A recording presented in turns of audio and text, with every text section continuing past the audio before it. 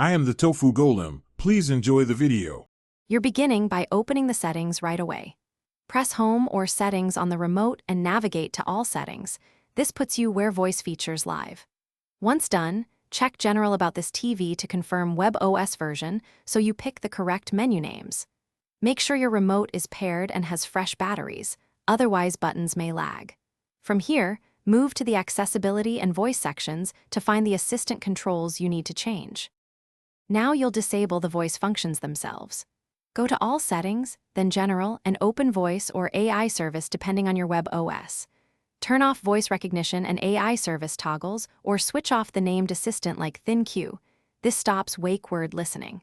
Next, go to Privacy or Safety and disable microphone access system-wide so apps can't re-enable listening. If you see individual app microphone permissions, revoke them too. Doing both ensures the assistant can't activate unexpectedly. Finish by restarting the TV so the settings fully apply. Either use the restart option or unplug the TV for about 10 seconds. After reboot, test by saying the wake word to confirm there's no response. If the assistant still activates, recheck voice and microphone toggles and revoke app permissions again. As a last resort, update firmware or perform a factory reset. Make sure you back up any settings or accounts first.